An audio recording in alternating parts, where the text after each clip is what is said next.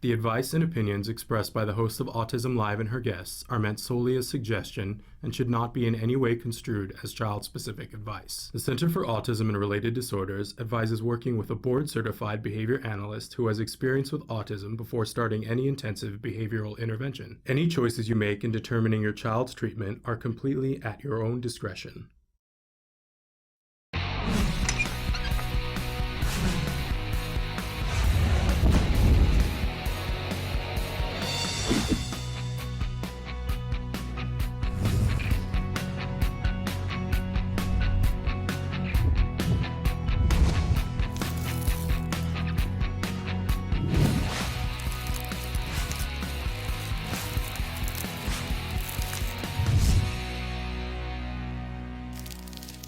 Good morning and welcome to Autism Live on this Groundhog Day in 2016. We welcome you to the show. I'm Shannon Penrod. We're webcasting to you live from the Warner Center in Woodland Hills, California. We're going to be with you for the next 2 hours talking about autism from a 360-degree perspective. I love it when I explain to people what it is that I do, and I talk about, we do 2 live hours at a time, and they go, my goodness, is there that much of autism to talk about? And if you stick around, you know that with me, we just don't even scratch the surface in 2 hours. But we attempt to scratch the surface, and that's a lovely thing. So we will be with you for the next 2 hours talking about autism from lots of different points of view. But as far as I'm concerned, one of the most important points of view is yours. If you have found us here on autism-live.com, then my assumption is that you are either someone who is on the autism spectrum or you're someone who cares deeply about someone who is on the autism spectrum. You might be a parent, you might be a practitioner, you might be a teacher, a grandparent, you could be a boyfriend, a girlfriend, but all of us together, including those members who are on the autism spectrum, we comprise the autism community, and that's what this show is for, the autism community. And I will say this too, that there is even a broader scope of that too, that there are people who have issues that are related to autism. We welcome you as well. We know that you have a home here because a lot of the things that we're talking about are things that are important to you as well. We all want to get to progress, and we all want to feel the hope that is available. So that's why we're all here. So welcome, welcome, welcome. And we want to hear from you. That was my whole point. So this show is meant to be interactive. Kelby is going to show you some of the different ways that you can interact with us, starting with ways that you can watch the show, but then ways that you can comment and be a part of the conversation. While he does that, I will remind you that our homepage is autism-live.com. Many things to do there, but one of the things that you can do is be watching the live show if you happen to tune in during the hours that we're live. If you tune in when we're not live, you will see the last live show that we recorded. If you want to go back further than that, there is a playlist button up in the upper left-hand corner. Please click on that and visit any one of the most recent 100 shows that we do. And the nice thing about watching it when, there's live and then there's Memorex. You remember those old commercials? I know I'm dating myself. But the nice thing about when you watch it recorded is you can fast forward, you can pause, you can rewind, all of those things. Unfortunately, you don't have the ability to do that when we're live. But when we're live, we can have a conversation. When we're not live, we can still have a conversation, but it's a little bit delayed, right? So to the side, when you're on our homepage, to the side of where the show is playing, there we call it the live feature. It's a series of white boxes. If you'll put your cursor in the one that says your question, all you have to do is type and hit enter. And then it shows up here on my screen, and you and I can have a conversation. And ever so much more important than that, you can have a conversation with the experts that we invite to be on the show, and have that nice back and forth. We love, love, love to hear from you. So I do like to remind you at the start of the show, though, that even though we have lots of experts on the show, hi, I'm not one of them. I'm a parent and I'm a former teacher, and I'm proud of both of those things. And I said a parent, but I'm an autism parent, and that's a very unique and I think special, at this point of my journey, that is where I'm coming from, is that it's a special place to be. And what's the difference from the first year that I was an autism parent and I was like, this is the worst thing that could happen. The difference is that I got help and support for me, my family, and my child. And I think that that is super duper key. For those of you who are sitting there saying, you know, who are these people that are going, oh, autism adds to my life and you're feeling like it's a horrible thing. I want to say to you, it's because you've not been treated to the support that would help you to get to a better place. That if we don't treat autism, sometimes there are behaviors that are so overwhelming that it can erode your entire life. But we know that there are things that can help with that, and I'd like to hook you up with the wide array of things that are there and bring things to your attention, because as we know, this is not a one-size-fits-all. So, but you can find something that stirs our favorite four-letter word, hope, right? But not an expert, just somebody who's passionate about all of our journeys on this path. All right, so having said all of that, now that you know that I'm not an expert, but that I care deeply, that's the truth. We like to start every show with something we fondly refer to as the jargon of the day. This is when we take on one word, one phrase, one acronym. We try to figure out what are they talking about. And the simple reason for this, very simple reason, is that there is so much jargon that comes with an autism journey. And honestly, look, we have enough stuff to be overwhelmed with, right?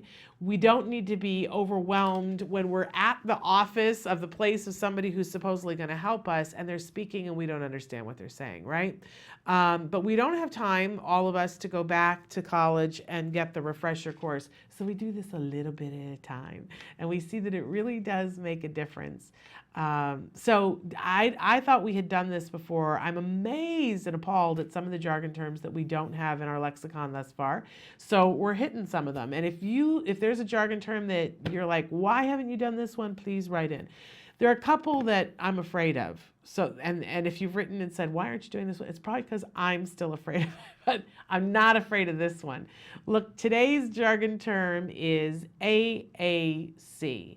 You might be hearing this term and thinking, what are those people talking about? So let's take a look at what our actual definition for AAC is. Augmentative and alternative communication. Woohoo! We're breaking it down. Okay, our actual definition says it's a range of communication methods used to supplement or replace speech or writing for those with impairments in the production or comprehension of spoken or written language. Okay. So in this definition, we're seeing clearly this is something that you use when there is a deficit of some sort. Let's move on to our working definition, because I'm going to take a little exception to that. Our working definition, AAC, it's still augmentative or assistive communication. It includes all forms of communication other than vocal speech that are used to express thoughts, needs, wants, and ideas. So if you think about it, we all use augmentative and assistive communication. Gestures are augmentative and assistive communication, right? Because we're pointing to communicate when we need to supplement. Like, it's not enough to say, go over here. Where's here, right? And we point, go over here, right? We could hold up an arrow to show people, oh, that's where we want you to go. There are lots of different things that we could do. Usually when we are in the autism realm and we're talking about AAC, a lot of times you'll hear people say, well, an AAC device. Because we're talking about technology that helps someone to speak or comprehend. Usually that's what we're talking about, but the truth of the matter is when we do a visual schedule, that's a form of augmentative communication. We're helping to be clear, and we do this always. This is not just an autism thing. This is not necessarily a deficit. If you stop and consider, I love all the the games that they have online right now. They have apps where they'll test, can you read these signs? And they have the walking man that we see when you have to walk across a crosswalk. And then they have things that have an X through it, right? An IKEA catalog is like the pentultimate of augmentative and assistive, because we're not explaining the directions of how to put together the desk, but there are a bunch of pictures of people, right? That's all included. It's communication, and it's communication that's put in a way that anybody could understand it, because if you think about it, speaking only one language puts you at a distinct deficit depending on where you are in the world. So we all use some form of AAC. When we talk about it within the autism community, though, more often than not, people are actually talking about an AAC device. They're talking about technology, an iPad, a computer, a Dynavox, something that helps this individual communicate, to request things, to be understood. It could be that the person is vocal, but that their communication isn't efficient enough for them to be understood. It could be that the person isn't capable of making vocal speech. There are lots of different reasons why you would use an AAC device. I think what the biggest takeaway is that if someone is having difficulty communicating, we do not want to hesitate to provide assistance and augmentative assistance so that they can communicate. Communication is king in everything that we all do. It's what makes you successful in a relationship. It's what makes you successful in your endeavors that are career oriented. It's what makes it possible for you to live, be happy, and to feel like you are your own person. So technology, if it can help us to communicate, we need to give it. I know so often parents, especially parents of younger children, think, oh no, if we give them some sort of technology other than speaking, then they won't speak. I want you to know that the research shows that it's exact opposite, that people who are having difficulty communicating, if we give them a way that they can communicate that's easier, they are more likely to communicate in more traditional methods down the road than if we don't give them the technology. Communication, communication, communication. We need to make sure that everybody has a fair shot at being able to communicate their needs, their wants, and their desires. And if that means giving any kind of assistance, we need to do that, and do that as quickly as we possibly can. AAC, it's what is absolutely essential in all of our lives and helps to create happy, productive people. It's a great jargon for the day. All right, we always have a question for you, and our question for you today, drum roll, it goes kind of hand in hand with this. How do you use technology to help yourself with daily, I can't even, my English is so bad, Kelby needs to rearrange me, to help yourself with daily living skills? I wrote that sentence, that's not Kelby's fault, but I'm just practicing knowing English. And I used to teach English, I know, slap me. But the point is, we all use technology now to some extent, right? How do you use technology? Is there anything in particular that you use to help you to get through your everyday? Somewhere around here, oh, I'm sitting on it. I have a smartphone somewhere. Maybe I didn't bring it in. No, I'm sitting on it. Smartphone. Man, it's amazing how much a smartphone helps me in my daily life to be able to remember where I'm supposed to be, when I'm supposed to be, what's coming up next, and to communicate with people. My husband and I were laughing the other day about, do you remember the dark ages of when you used to drive someplace and not have your cell phone with you? And we laughed. My husband was going to run up to the grocery store around the corner, and he was charging his phone, and he was like, I really don't want to take it. I'm just going to go without the phone. And for me, I about had a panic attack. I said, you must take it. What if something happens? And he said, remember that we lived many years without these.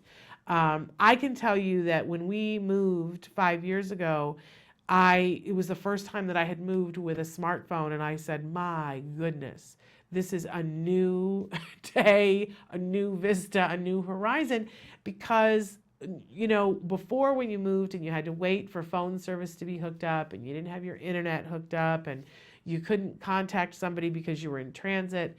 Oh my gosh, and we were able to look things up on the smartphone and get the electricity started from the smartphone. Don't even. It was like, oh, hello. The last time we had moved, it was like Little House on the Prairie days to me. So I use enough technology that I get excited about it. Nancy and I always laugh because I say that I'm really into technology, and she informs me that I'm not. Just barely holding my own because I don't get it, but I like to use it when I like to use it. But we want to hear from you. I want to especially hear about apps that you guys are using that help you to be more productive. I have a good friend who has an app that I think is called Lists. And anytime somebody in the house says that they need something, she has like 5 different lists, and she has her list for going to this store and her list for going to that store. So when she walks in the store, she just brings up the list. She maintains it all the time. And she says that, it saved her how many times, I just did this the other day. You go to the store, and I had said to my husband, oh, the next time somebody goes to the store, we need fill in the blank, right? We went to the store and I said, what was the thing that we said? I don't know. And we get home and it was like, oh, you know what we needed? And we didn't have it, right? So I love that she uses that app to make sure that never happens again. But what are you using? What's helping you? Because maybe it's something that the rest of us could benefit from, right? We can share. All right, we always have a topic of the week, and our topic this week, can you guess? Can you guess what it is? That's right, it's autism and technology. In fact, this entire month, we're going to be taking, whenever we have an opportunity from our regularly scheduled guests, we're taking an opportunity to look at different ways that technology is furthering the conversation with autism, and not just furthering the conversation, but helping to propel us to get to the good stuff. Now, that might mean for the autism parent being able to keep track of something. It might mean something for the individual who's on the autism spectrum that has issues with executive functions, and it makes it easier for them. And it could be everything in between. We heard the other day, we had Dr. Dennis Dixon here with us talking about how we can make therapy more productive using an app called Camp Discovery. We're going to talk about that a little bit more this week, and some other products that can help you to get it done. Every day, this grows, this field of things that how we can use technology to better our lives when we are in the autism community. So we're going to be talking about that all this week. And some of the different things that we have going on this morning, we're going to be talking a little bit. I'm a huge fan of skills, and I try not to beat it to death talking about skills, but we're going to talk about a little bit today about how this came to be and how it is a tool that you can use for a lot of different things in your life, whether you're an autism parent, you're a practitioner, working with individuals who are on the autism spectrum, you're, a parent who's about to go into an IEP and you don't know how to best be prepared. There are so many different ways that skills can be beneficial. We got a bunch of autism news and studies, in particular one that was very interesting to me as I read it last night. That's for pregnant women, something to be looking at. Today is Self-Care Tuesday, so we're going to talk about that. We got a tip for you.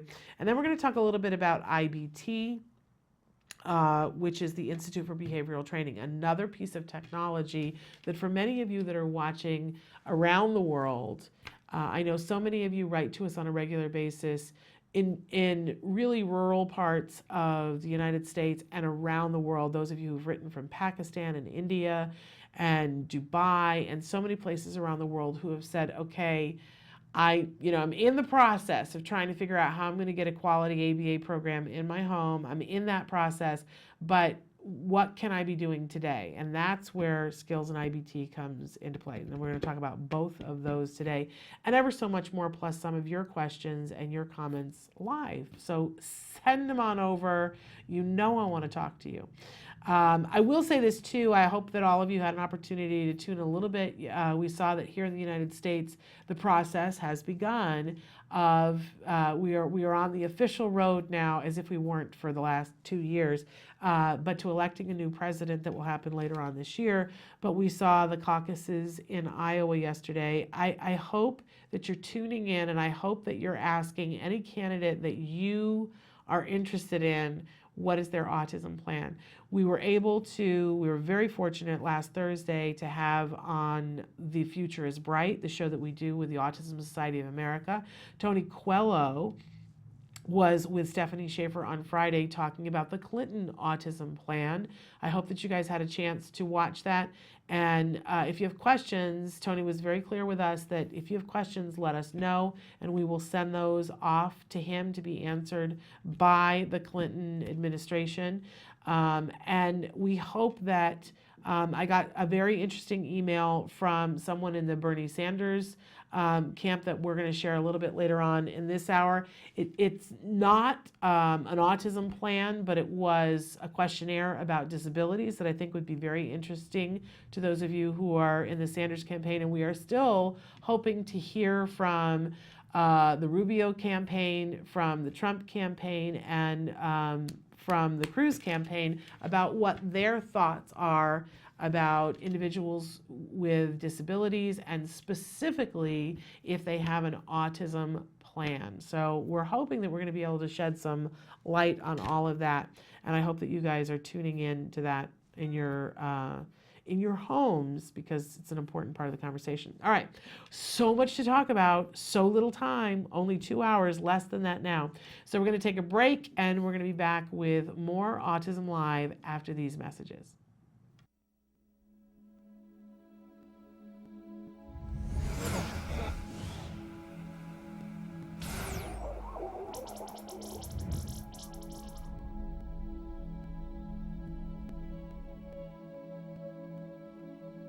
Nick was diagnosed with autism in 1994 at the age of 4.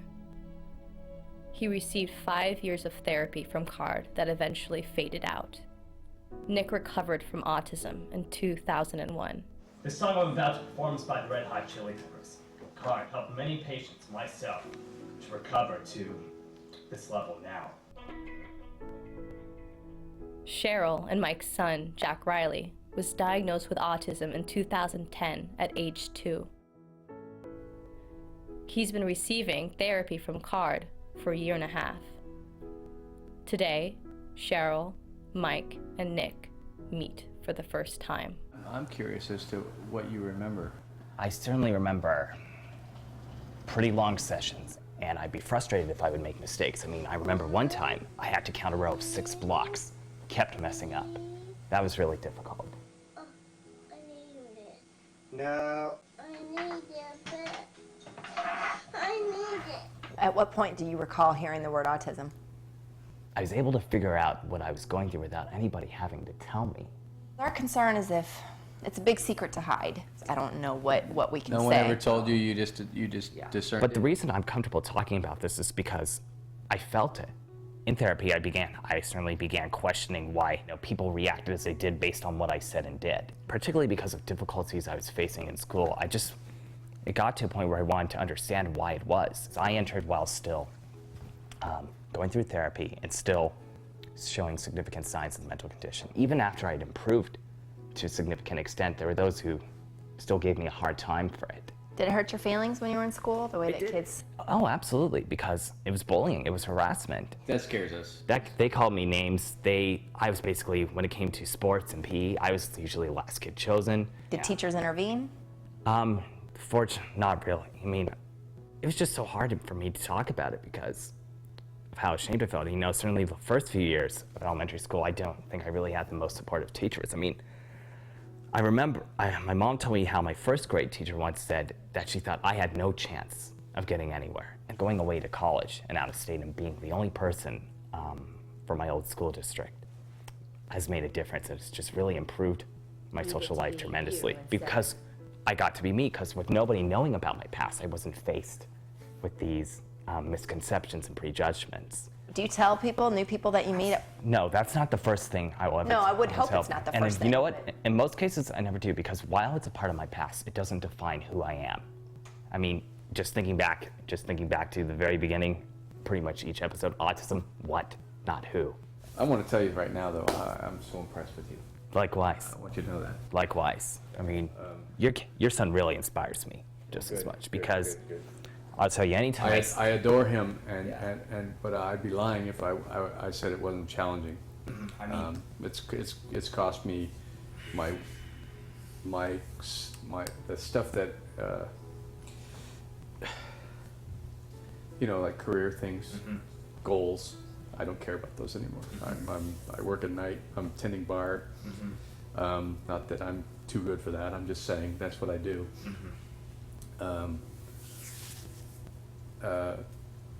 I want him to have a chance. Right. And you inspire me now. Thank you. The feeling goes both ways.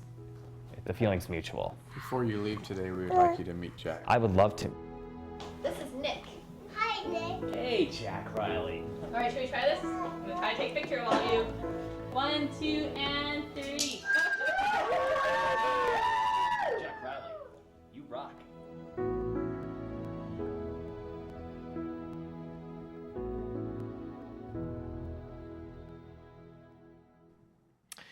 Welcome back to Autism Live. It's a new feature on the show that we are doing special segments each day that we do live programming.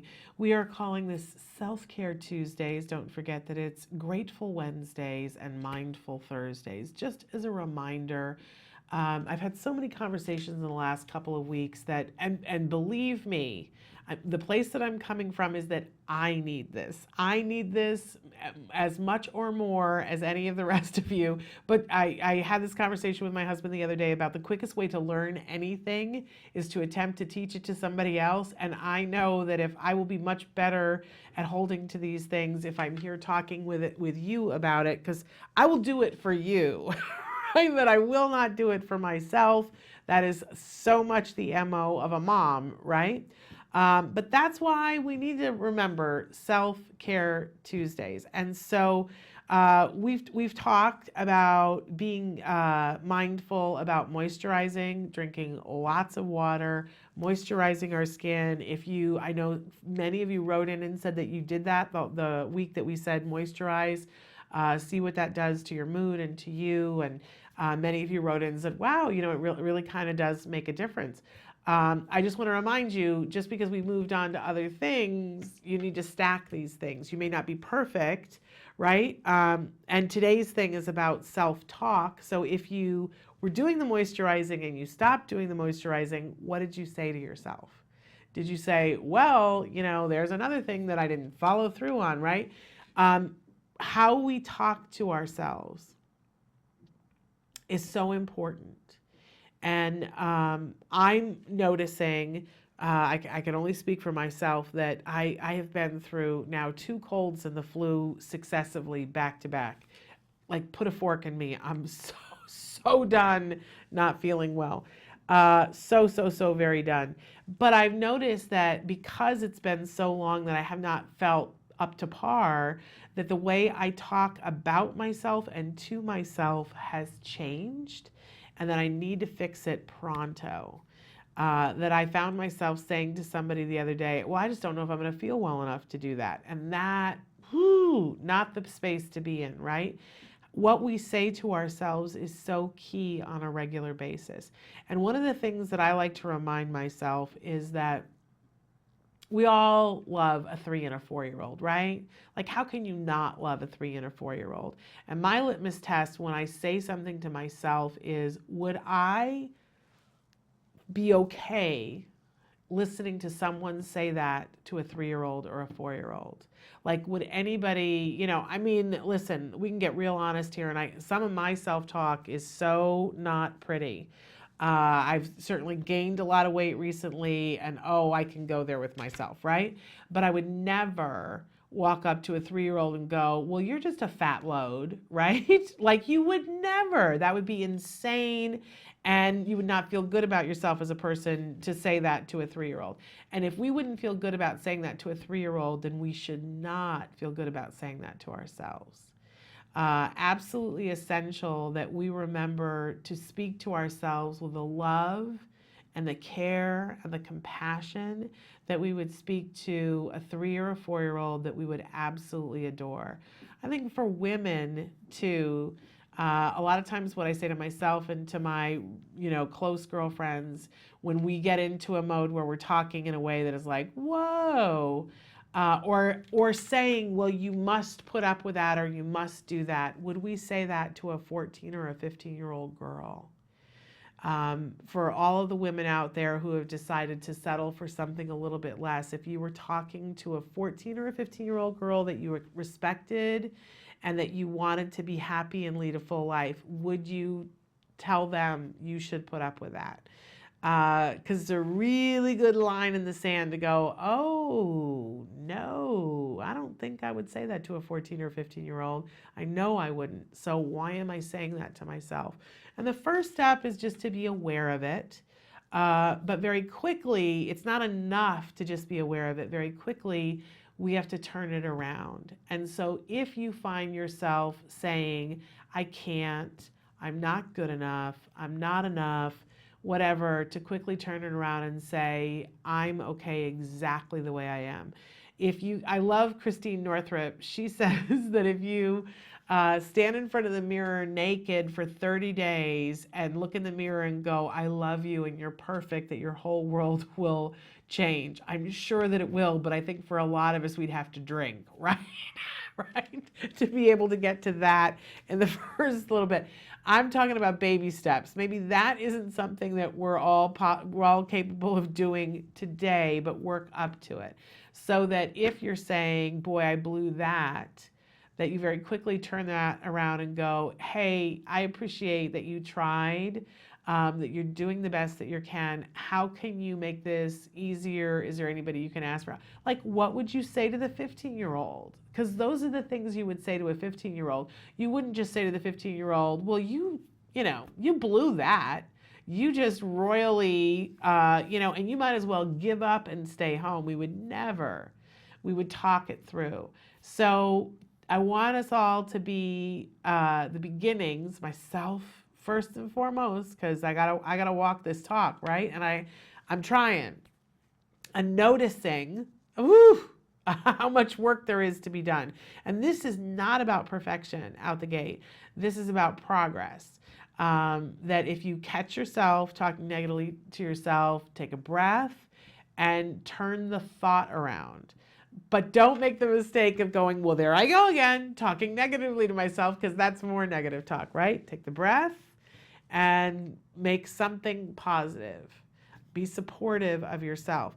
Because here's the thing, where we're trying to get to is that so often, especially, I think, it's worse for women than it is for men. I'm going to make that generalization.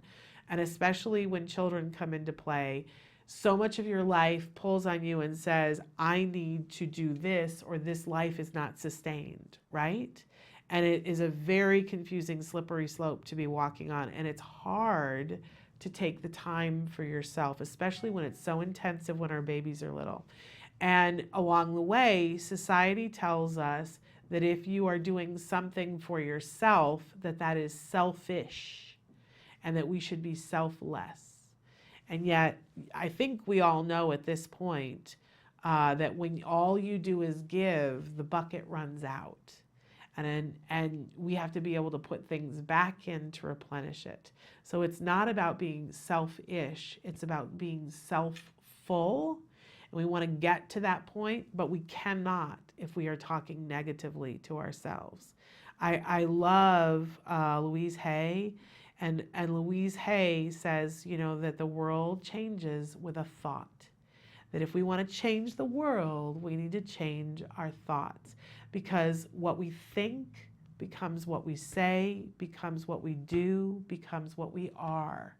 And that all starts with the thought. So if we think that we are fabulous, then we will say things that show that we are fabulous, and we will do things that show that we are fabulous, and we will be fabulous. And if we think that we are worthless, then we will say things that show the world that we are worthless, and we will behave in a way that shows the world that we are worthless.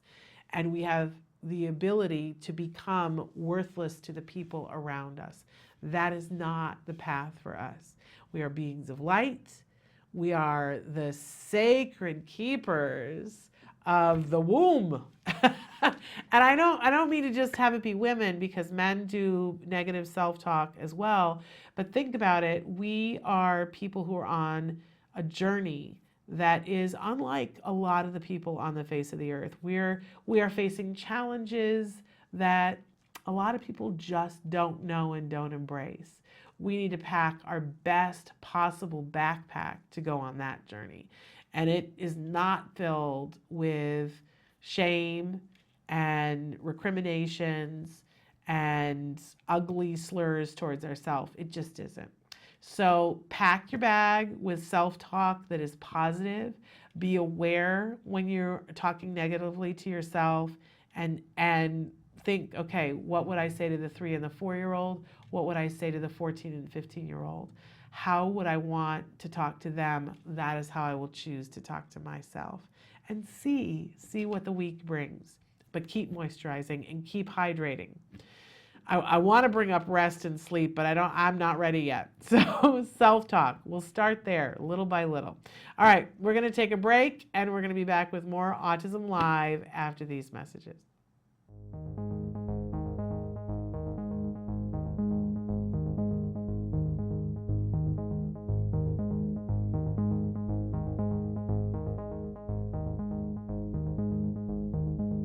Mid-swing on this wonderful day, this wonderful walk with Mr. Matt Asner. Talk to us about today's walk. Do we have any facts, figures, numbers, or just pure emotion? Just pure emotion. I'm about to get the numbers. We'll see what it is. Okay. I think it's probably close to 1.6, probably. That's my feeling. But it's incredible. We had 55,000 people plus here today, and you know, I honestly, I've been here 7 years. It gets better and better and better. So. And really what you've fostered here today is hope. I know that's your favorite 4-letter word. Where are we without hope? Where are we? Really, I mean, seriously, where are we without hope? Hope is everything. Hope is eternal.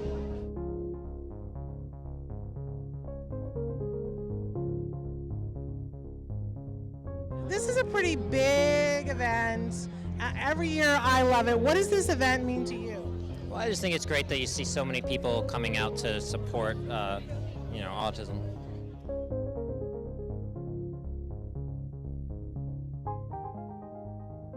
So we're here with Max Burkholder.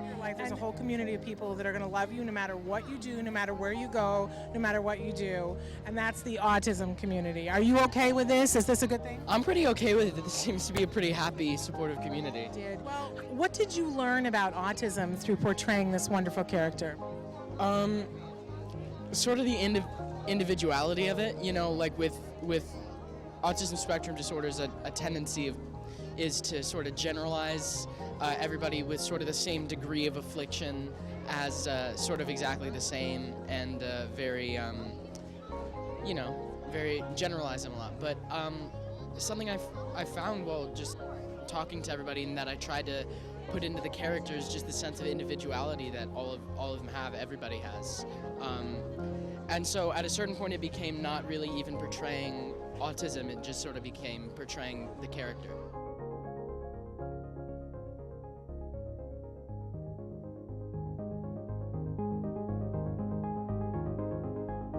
I want to say thank you on behalf of everybody for what you do. That's very sweet. To bring awareness and to raise money. That's a tremendous, tremendous legacy. But as a dad, you've got other things that you're doing as well. Yeah. I want to know, as a family, if you have any advice, what's been something that's been helpful to you personally? You know, get your autistic kids out in the community. I mean, my son's got a guide dog, so he goes to a lot of cool places. He surfs, he skis, does gymnastics. He's actually trying Hebrew school. I'm not quite sure if he knows what's happening there, but he does all kinds of cool things, and he has a lot of friends. Right now, most of his friends are the adults who take care of him, and over time, hopefully he'll have more friends who are his age, and you'll see him walking around, and people won't be nervous around him. The dog's been very helpful with that. It's like the dog is like the most infectious thing in the world. Like, everybody wants to be near the dog, and he sees that, and he gets some of that affection laid onto him. So as a family, you know, we're just there to support Tyler and make him happy.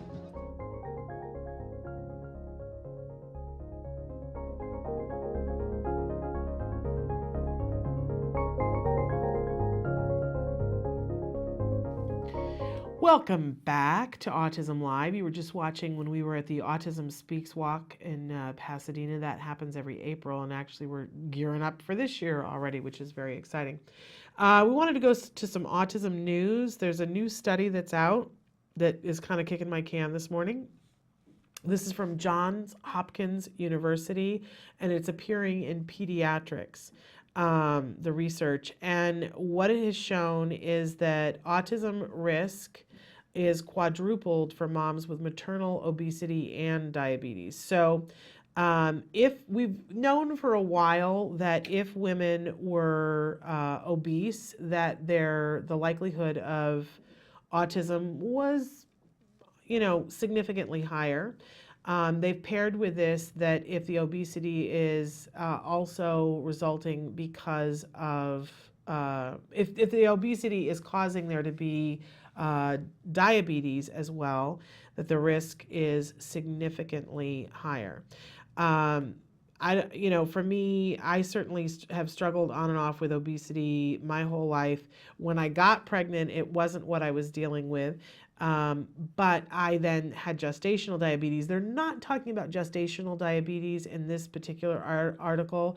Gestational diabetes is something that happens just while you're pregnant, and then you weren't diabetic before, and afterward you, if you're careful, you are not diabetic, but you are more likely to become diabetic if you've had gestational diabetes. So I have to get screened for that every single year.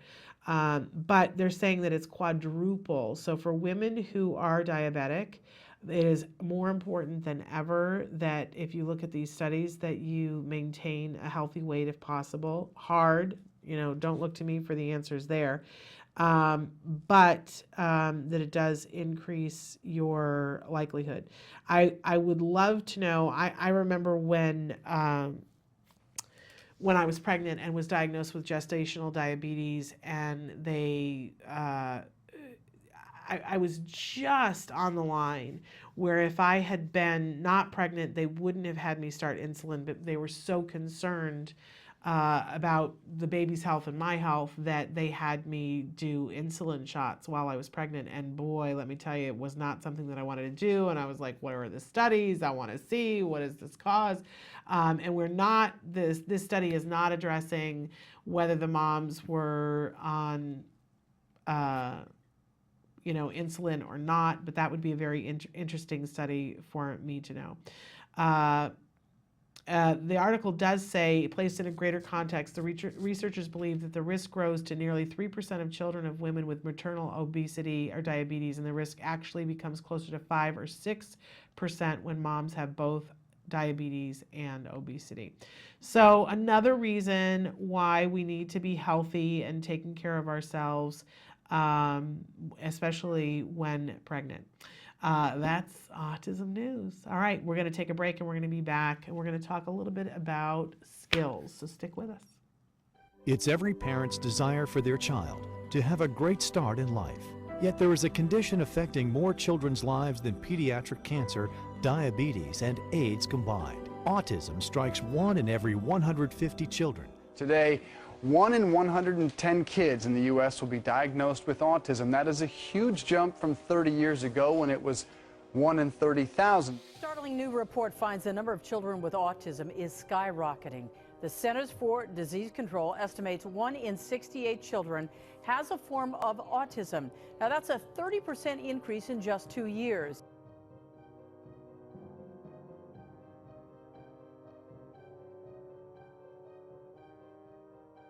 Well, a lot of this is with all the accomplishments over the last 20 years. I'm thrilled.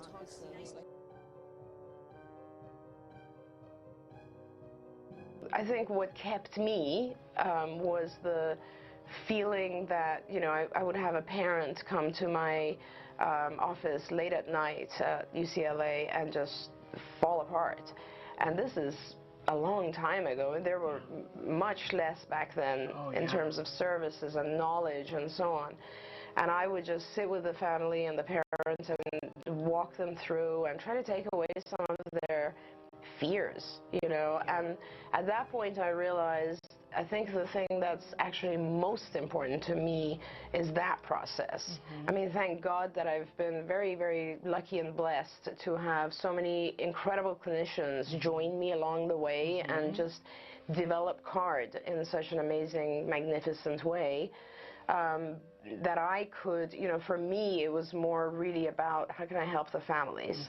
What can I do for the moms, the dads, you know?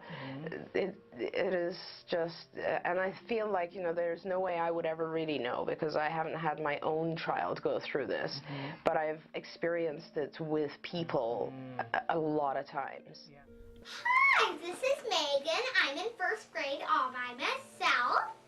My teachers are so fabulous. I like to read books. I like to go to my friends' birthday parties. I like to invite my friends to my birthday parties.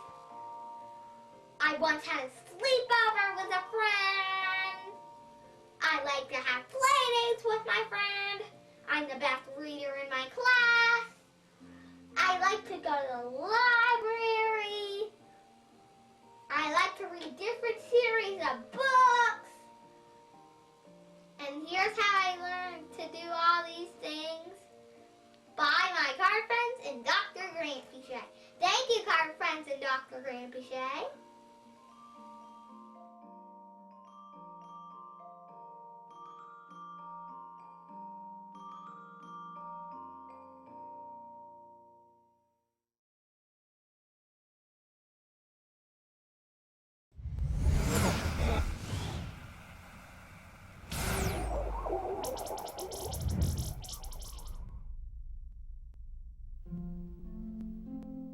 Currently, in the United States, 1 in 88 children is affected by autism. 1 in 88 means something different when your child is the one.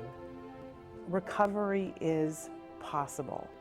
Hi, I'm Shannon Penrod, host of Autism Live, an online show about autism broadcast by CARD, the Center for Autism and Related Disorders. I'm also the mother of a child with autism. My beautiful son, Jem. You know our old joke, guess what? Chicken butt. Chicken butt. So we're gonna take the chickens. But things weren't always so easy.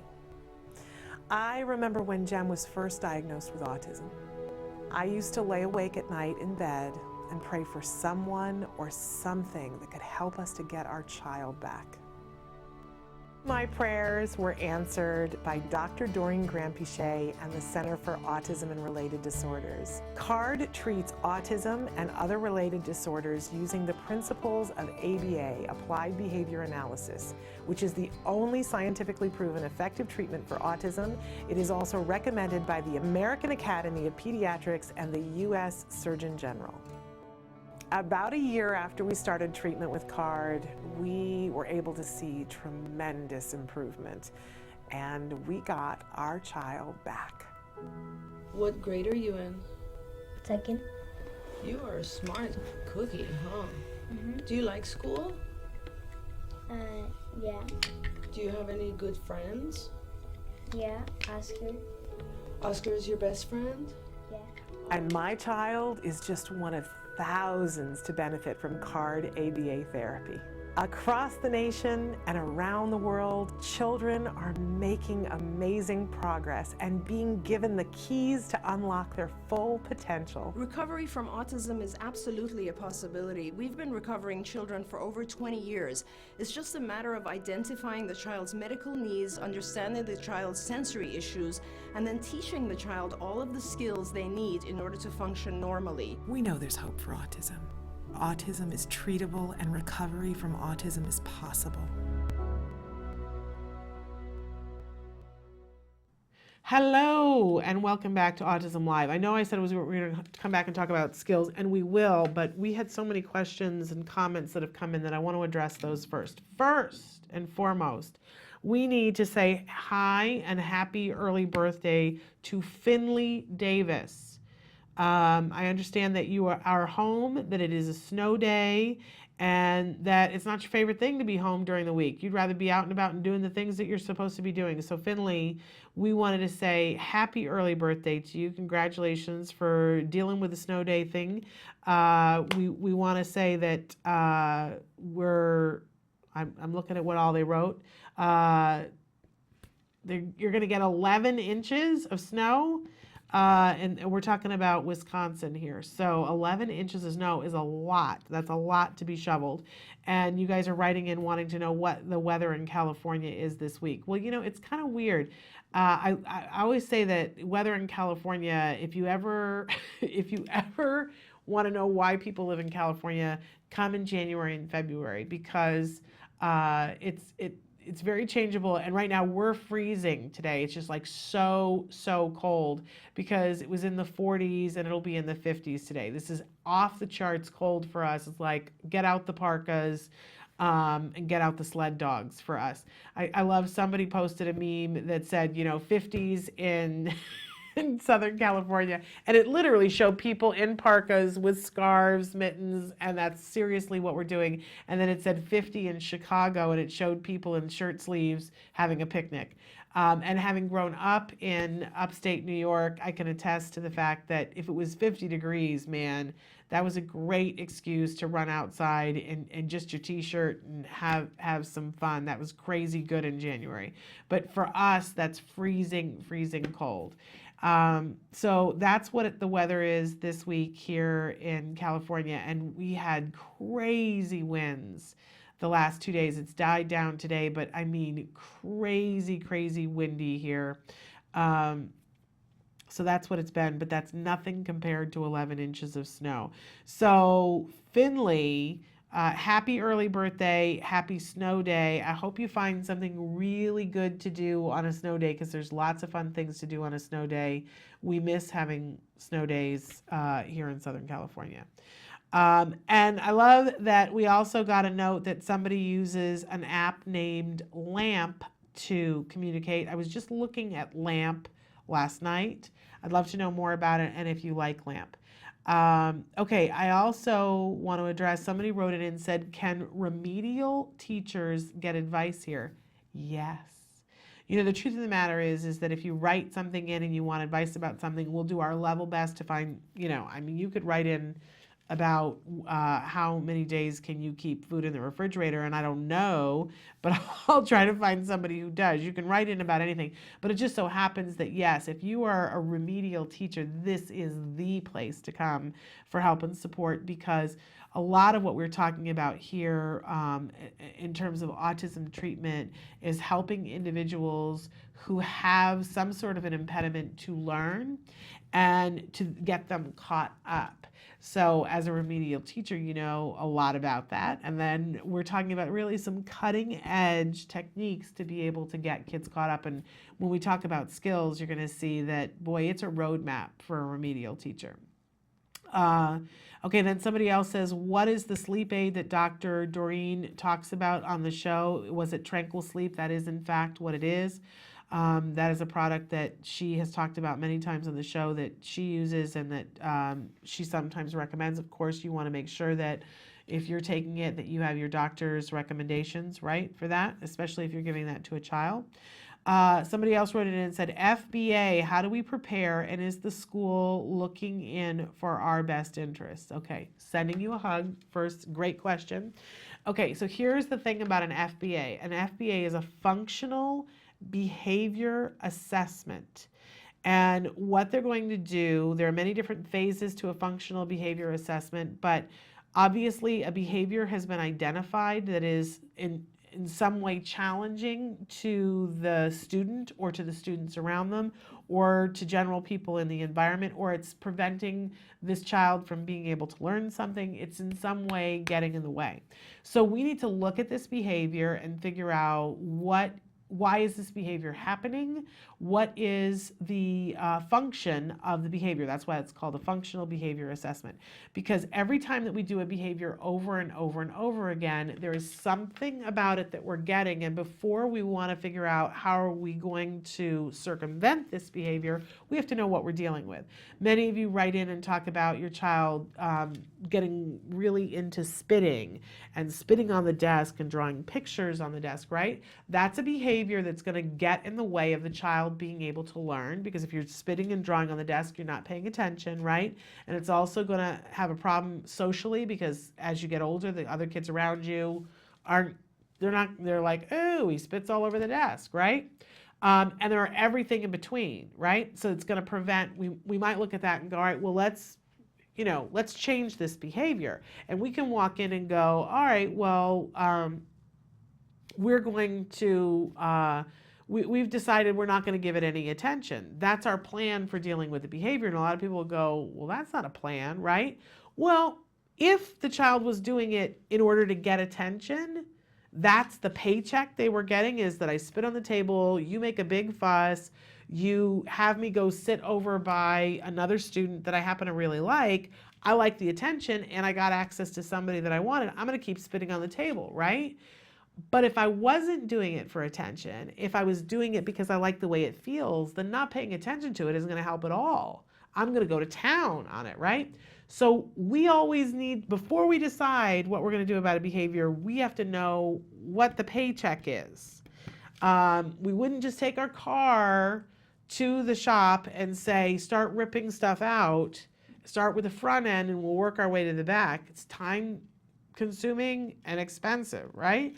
So we would have them run a diagnostic on the car to figure out, oh, it's the fuel pump. So we just replace the fuel pump. We don't have to replace everything else.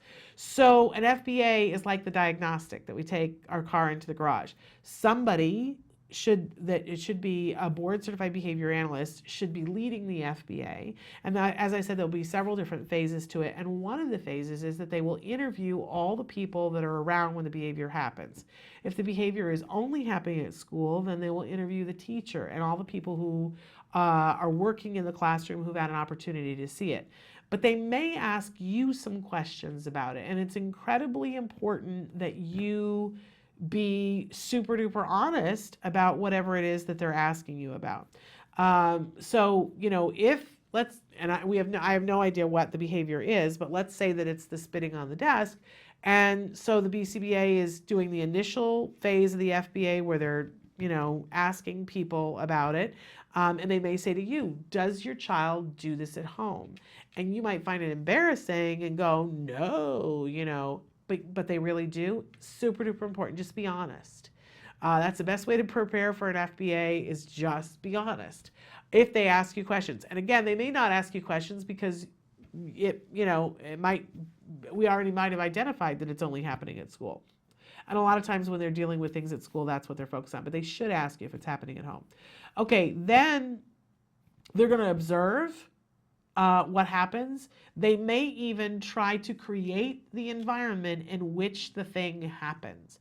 Like if we start to see that, the spitting on the desk always happens after they have pizza for lunch, the person doing the FBA may give your child pizza for lunch to see, is that the thing that's making it happen? So there'll be and there's no way to prepare for that. You can just ask to know what's happening if you want. But they should be well trained in this. And then as they begin to narrow it down to see what the function of the behavior is, then they will come to a determination and say, this is what the function of the behavior is. That's what you want to know. This is the part that I would say to you want to be prepared for, is that you want to be informed along the way so that when they come up with their hypothesis of what the function of the behavior is, that you know what they've decided and what helped them to decide that. Now remember, there's 4 usual culprits and there are more things, but there are 4 usual suspects for why a challenging behavior is happening. Attention, getting access to someone or something, escaping someone or something or some task, right? And then the 4th one is that there's something about it that just feels good.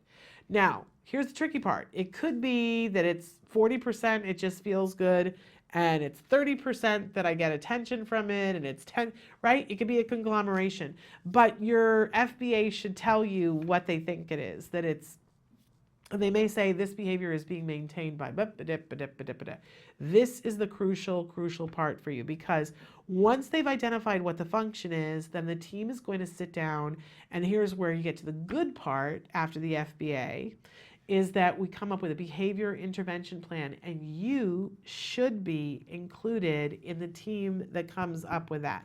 And a lot of times parents don't choose to take advantage of that because you go, I don't even know what the FBA, and they're using a bunch of jargon, and I don't know what that means, but I have something that I can tell you that will supercharge you to be one of the most informed people in the room.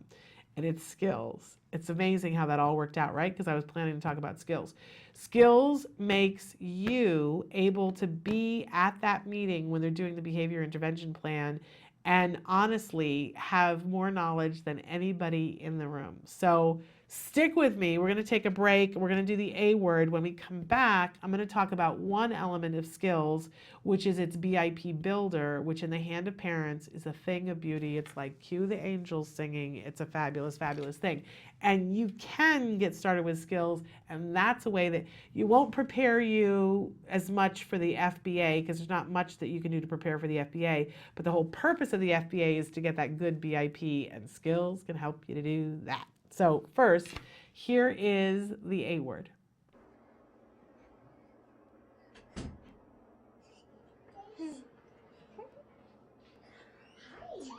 Hi, Jeff Riley.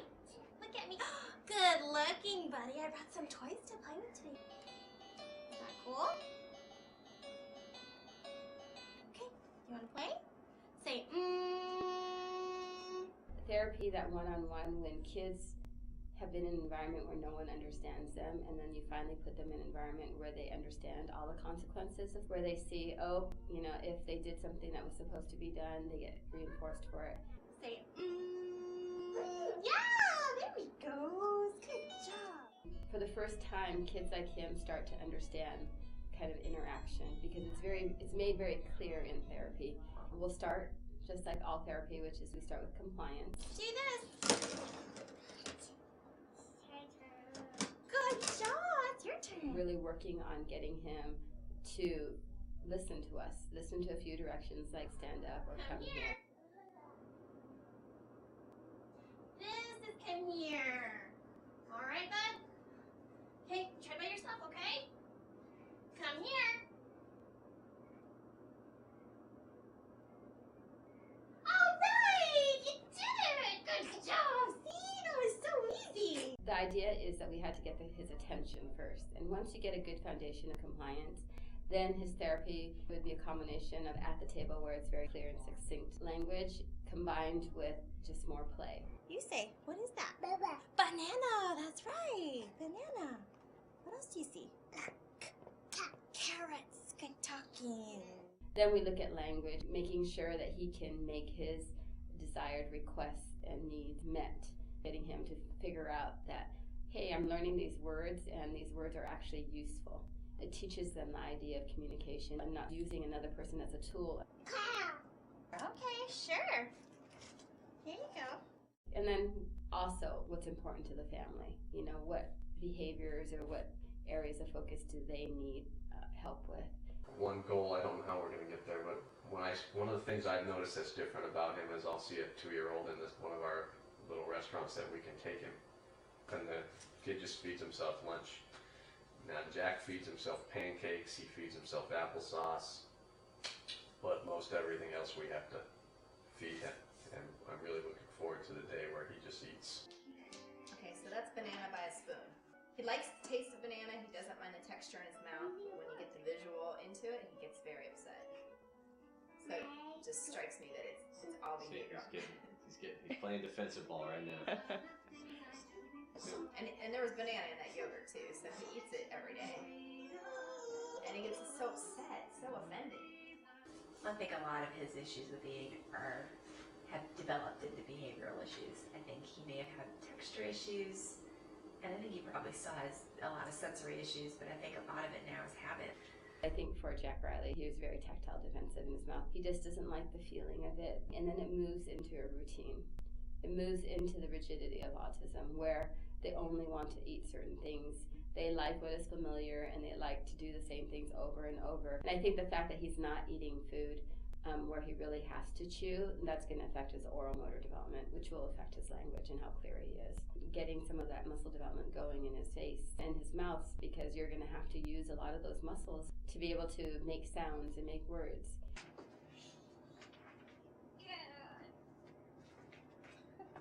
What are you doing, kiddo? So silly.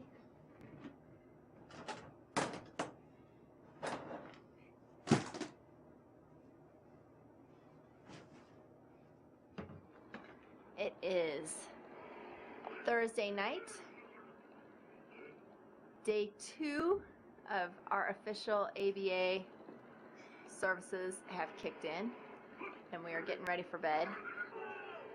We run our energies off at night before bedtime.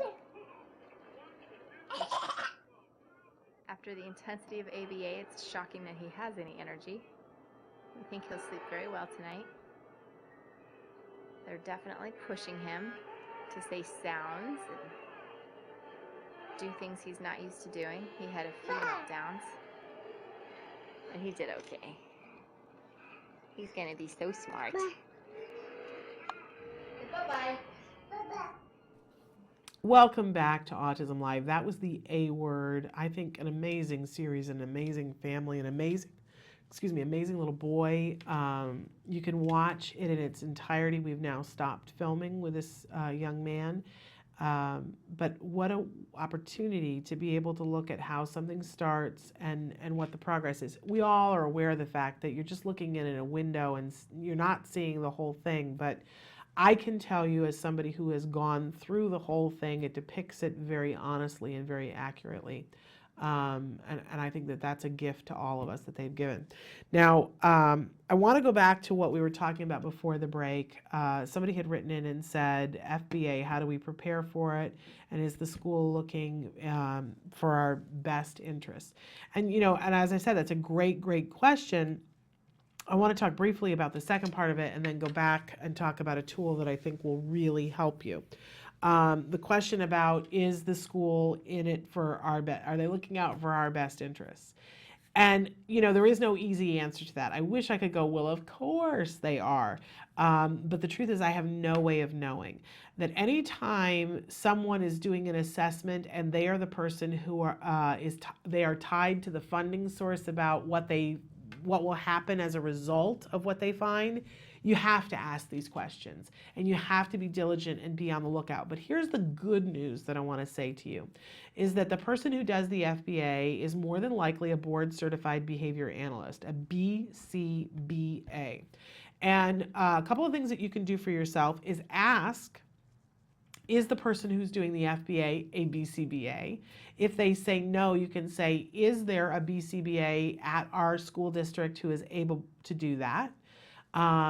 Be nice about it. You don't have to be confrontational about it. If you are saying to them BCBA, then they're going to know you're a little bit more on the up and up and they got to run their act kind of clean. The good thing about having a BCBA is that they've been through a certain amount of training and they have a license. And their license has an ethical portion of it that, if they do something that's unethical, let's just say there's a whole board, they don't want to do that. So they've worked really hard to get that license, so they will behave ethically in doing the FBA because they've been trained to do that, they will do that. And when they're doing the FBA only decides what the function of the behavior is. There's no reason for them to lie about that. So check to make sure that it's a board certified behavior analyst. If it isn't, ask, can you have one? Can't hurt, right? I'm not saying that if they aren't a BCBA that they won't do a good job, but you've got a little bit more protection if it is a BCBA. What happens after they do the FBA is when it gets dicey, because imagine, you go to the doctor and the doctor does the test to see what do you have, right? Do you have strep throat or do you have the flu? or do you have a cold? Because we're going to treat these three things in three entirely different ways. And once the doctor's going to tell you which one you have because that's what they do, right? But once they tell you, they might say, well, the antibiotic is going to cost you $300. Do you want to do it, right? And then you have the choice, and will your insurance cover it, right? This is where it gets all stickier, is once we've diagnosed it and we want to decide what to do about it, who's going to pay for that? That's where you really want to cover your tuchus, because the school isn't more than likely going to be looking out for your child.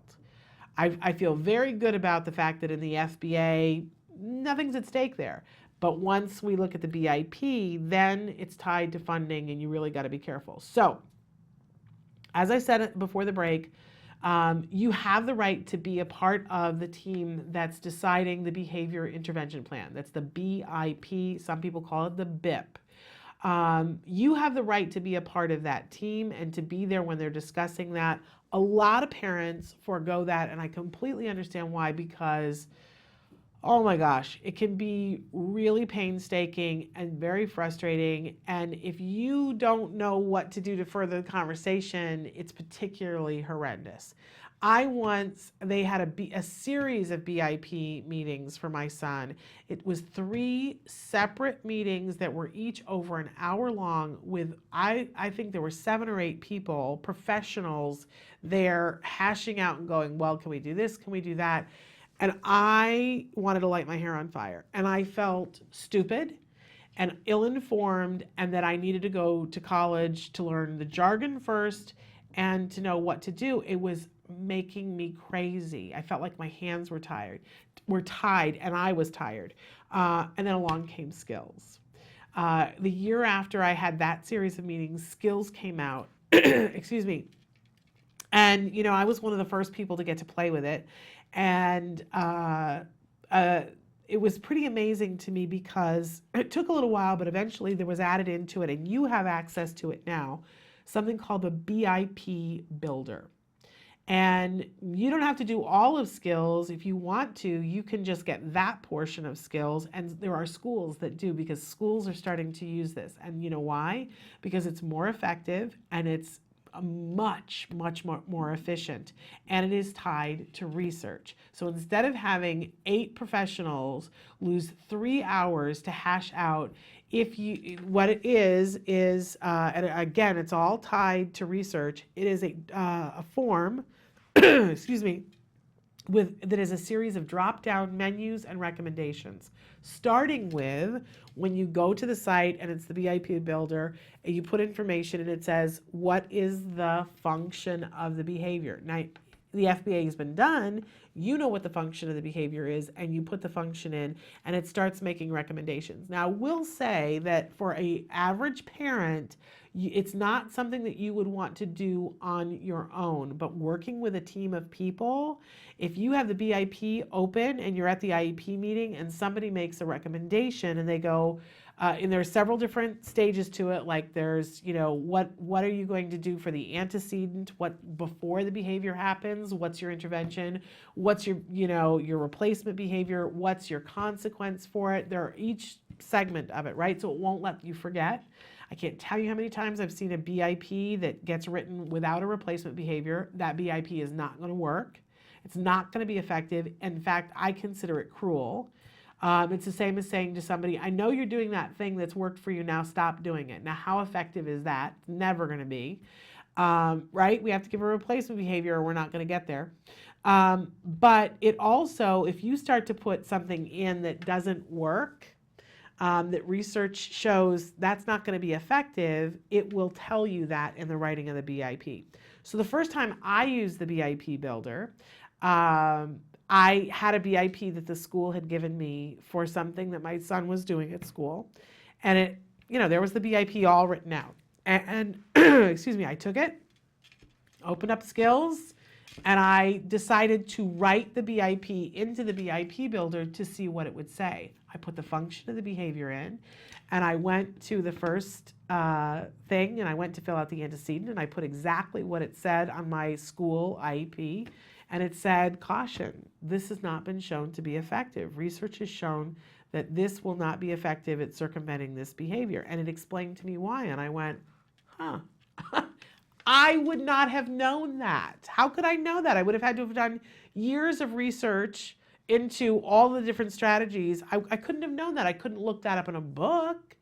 But because I had skills, I could put that in and go, that's in all likelihood not going to work.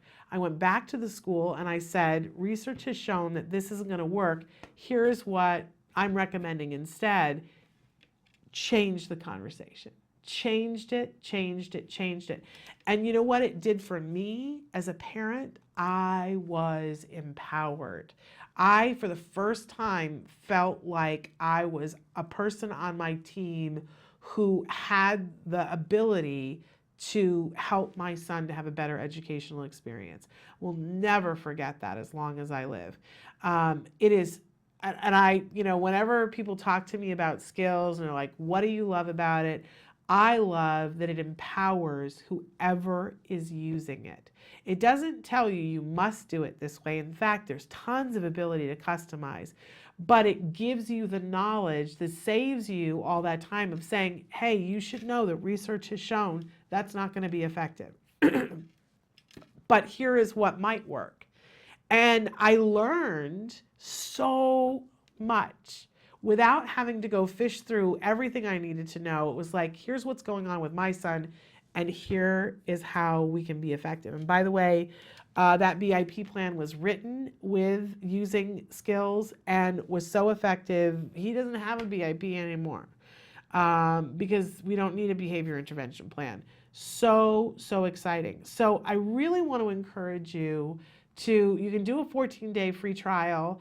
Find out when they're doing the FBA and, tell them you want to be involved in the BIP and ask them as soon as they know what the function of the behavior is, plug that into a BIP builder. And, if you want to do a lesson on how to do the BIP builder, I'd be happy to walk you through that, or Skills has people that would be happy to walk you through that.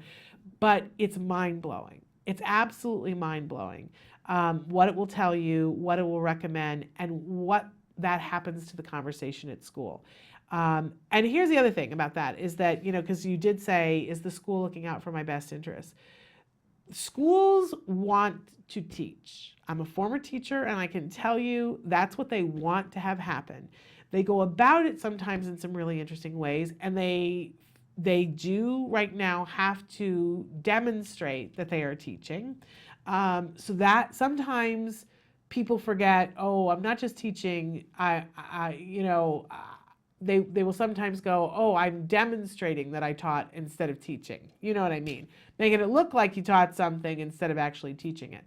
So it does get a little, but most people in a school actually want to teach the kids. It's true. It's true. There are some people who are just looking to have summers off, but most people want to teach the kids. And if you give them the skills to actually teach, they are thrilled.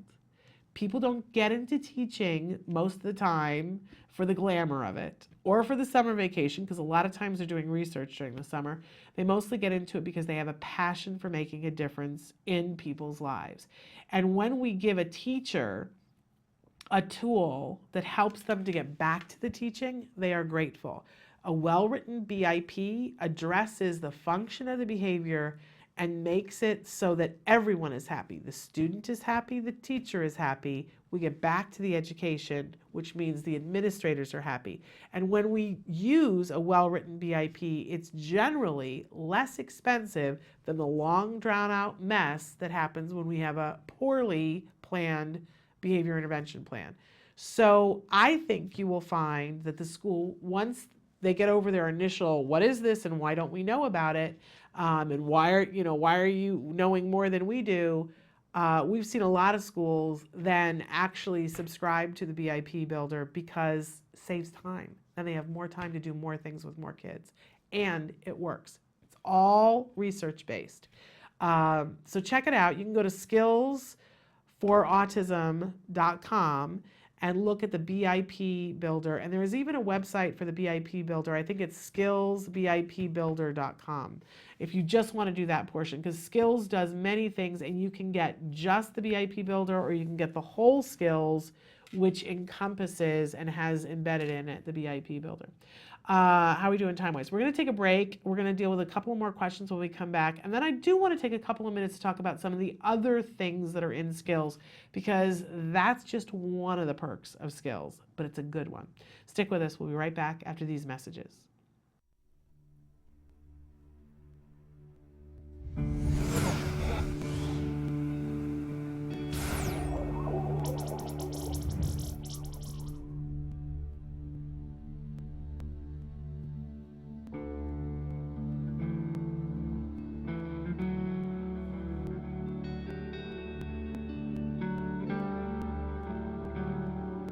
Our twins, Justin and Jessica, were premature babies, so we always were very conscientious of their development. But I think it was probably 15 months, Justin started getting really obsessive compulsive with opening and closing doors. And Justin started tantruming a lot too.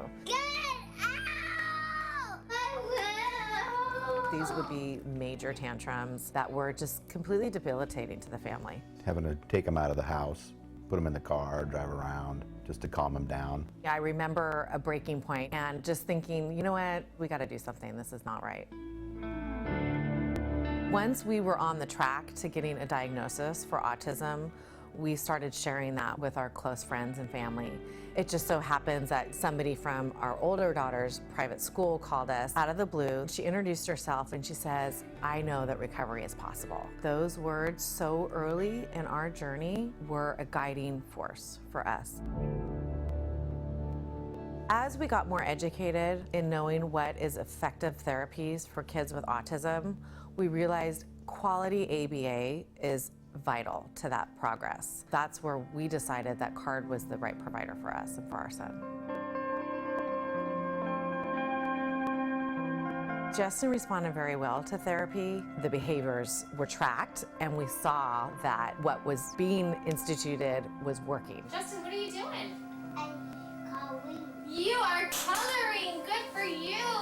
There was real progress, and it was progress that was tangible. I just remember when he made a sentence, he said a sentence. We were just happy about it, going, no way, I can't believe you just did that. What's the date? The 18th. 18th of what month? December. Oh, what year is it? 2007. Oh, okay, so how old are you today then? 5. The therapies that CARD did for Justin didn't just impact his daily living skills, but it was a positive impact on our entire family.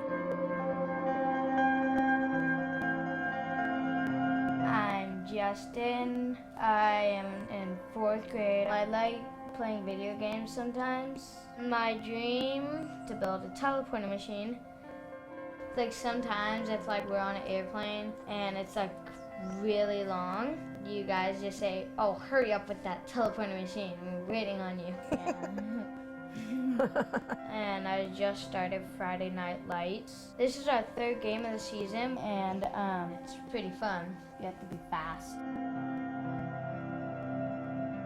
We attribute so much of Justin's recovery to CARD. Their goal was the same as our goal. We wanted Justin recovered. June 12, 2008 is a day that I celebrate every year because that is the day that Justin was deemed recovered from autism. And Dr. Doreen Grandpichet met with us, looked at him and just said, he's brilliant.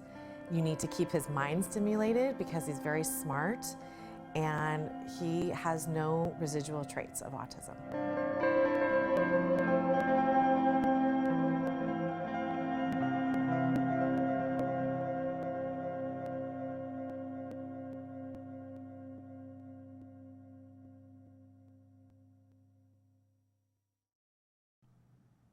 Welcome back to Autism Live. You would not believe the things that Kelby and I talk about during the break. We just had a 5-minute conversation about Ginsu knives. Just want to keep you guys abreast of what's happening here. Okay, couple of things. Of course, we are saying happy early birthday to Finley Davis. I hope you're watching, Finley, and happy early birthday and enjoy that snow day. I know you love to be at school and be doing that, but snow days are a good thing. Want to take a second. Somebody wrote in a question and said, which presentation covers the topic about ABA? And, you know, there are almost 5 years worth of library videos now, and I would say probably 60% of them are about ABA. You could look at our jargon for what ABA is to start, but anytime that we have a board certified behavior analyst with us, we're talking about ABA, and a lot of the times I'm talking about ABA. For those of you who don't know, I'm going to do a really quick refresher, and I'm going to try not to belabor this, but ABA stands for Applied Behavior Analysis. And this is a really old science that has been around for a really long time. This is not something that was invented for autism. It is used widely for so many things. There are businesses that apply ABA techniques so that they can be more productive. There are schools that apply ABA techniques so that they can have their students be more productive. Olympic athletes frequently use ABA techniques and ABA therapy techniques to become the best possible athlete that they can become. I would say it's roughly half of ABA at this point now. Half the people who are experts in ABA are focusing on autism, and there are a lot of people focusing on autism, but there is a whole other half of ABA that's about everything else in the world other than autism. And here's what happened in the 1980s. Ivar Lovaas did the first study that was published about using ABA techniques with individuals who are on the autism spectrum, taking young individuals. It was called the Young Autism Project, and using intensive ABA, 40 hours of ABA with very young children between the ages of 3 and 5. And that was a seminal study because what they found at the end of that study is that there were 3 groups of outcomes. 47% of the kids recovered. It's a word that not everybody is comfortable with, but 47% of the kids at the end of a 2-year period of 40 hours of ABA therapy were virtually indistinguishable from their neurotypical peers. They went on with their lives, needed no more therapy after that, and they led lives that were indistinguishable from yours and mine. 47% of the kids in the study. Then there was another group, and I don't remember what the percentage was, but there was another group that made wonderful advances, were able to do all kinds of things. It was substantive advances, but they needed support. For the rest of their lives, they continued to need and it was a range of support, but mostly a small amount of support. I will tell you that my son is in that category, that he still needs some supports, but verbal, oh my gosh, is my child verbal? Able to understand and make changes, and he'll go to college, and he's gonna have a job, and he's gonna, have relationships and be very productive. But at this point, he's 12, he may still get to the point where he doesn't need supports. He still needs a little bit of support here and there to help him to be able to negotiate some of the things that life crops up for him. Then there was a third category of individuals, and coincidentally, this category of individuals in the study were people who had other things that were comorbid with the autism. Some of them had developmental disabilities that were not related to autism, that were related to other things. They had other medical issues, but that group, by the way, still made tremendous progress. That group was able to take care of themselves. They were able to dress themselves. They were all toilet trained by the end. They were all capable of doing tasks, whether it was a job or things in the home. They were able to, for instance, set the table. They were productive members of society, but on a different level, let's say that. So those were the 3 areas, and it was such an important study because it gave, for the first time, people had a study that could be pointed to and say, okay, there is a possibility with autism that they don't all have to be institutionalized and that it's over. That is possible for them to reach a point, for some of them to reach a point where they don't need more support. And for everyone to gain progress. So that came out in 1987. And over the next 2 decades, people fought saying all of our kids should get an opportunity to have this ABA therapy.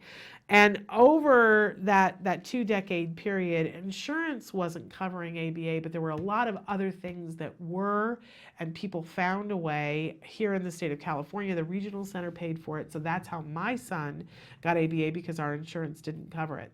But what I want you to know is that more and more research was done that corroborated that original Lovaas study. It took a really long time, but now there are hundreds of studies that corroborate that same basic set of numbers, that if we, in the format that we have known from that Lovaas study, which, by the way, Dr. Doreen Gramsche, who's with us tomorrow, was a part of that original study. She was one of the graduate students who did the therapy in that original study, that Lovaas Young Autism Project. So that's what her pedigree is. And people like her, she graduated and then continued to do that therapy, and that became CARD. And there are several people that, said, hey, look at what's happening here. And they continued to do ABA therapy and recovered hundreds and hundreds of individuals who are out amongst us in society that you may not know when they were 3 and 4 had a diagnosis of autism. So it gathered steam, more and more researchers corroborated it, and it got to the point where insurance could not say anymore, we're not going to pay for that, because previously they were able to say, we don't have to pay for autism treatment because nothing has shown to be effective at creating progress. Clearly, that's not the case. So I know somebody had written into us last week and said, well, a speech and language pathologist has said that ABA is only good for kids who, and fill in the blank, right? Because we hear this all the time. Oh, well, people will say to me when we're at an event, they'll say, well, my child isn't verbal, so ABA isn't right for them. I'm sorry, that is a misconception. Nonverbal kids a lot of times learn to speak. In fact, there was a study that said that used to be that it was 17% of nonverbal individuals were becoming verbal, and now it's closer to 85%, and that is because of ABA. That is how we're getting those people to the point where they are verbal. I've heard people say, well, my child is so high functioning, they don't need ABA. That makes me want to cry, because what we're saying is, I was going to say that bone is broken so cleanly, but that's not a good analogy, because we're saying, this person, they can do 95 things, but there's 5 things that they can't do, so we're not going to bother to give them the help that they could have to get those 5 things. Why on earth would we say that? We would never say that. Don't listen if somebody tells you that your child is too low functioning for ABA to work. Don't listen if they tell you that your child is too high functioning for ABA to work. It's all a wash. ABA works with all living things. It will work with a dog. It works with a child. It works with a child without an autism spectrum diagnosis. It works with a child with an autism spectrum diagnosis. It is the best, most successful teaching technique that there exists on this planet. If you doubt me, I will tell you that the Surgeon General has said that it's the gold standard of treatment for autism, and check into all of the different organizations that use ABA techniques. And by the way, you don't know it maybe, but you use ABA techniques all the time. But I will tell you, if you learn more about what it is that ABA does, you will see, oh, well, that's why I was effective at making that. And you will be able to re-engineer some of the things that you do so that you are more effective in your life. You'll go, oh, well, that's why when I did that, that worked. I didn't realize, but oh, here are the principles of behavior that have been researched. And if I follow this, it leads to a happier, more productive life. It does, for all of us and for our kids on the autism spectrum. So hopefully now we've created so you don't need to go look back at all the other videos to know about ABA.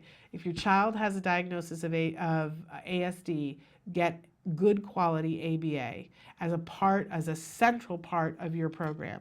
If you have a child who has a delay in anything for any reason and you didn't get an autism diagnosis, get yourself the knowledge that you need to have and some professionals to work with you to do good quality ABA to get your child caught up.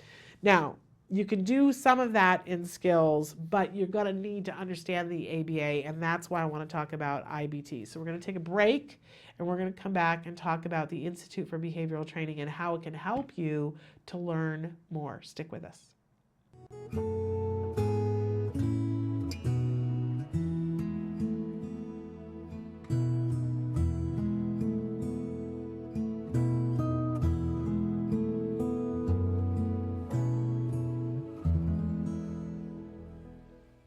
So we're going to do down dog next.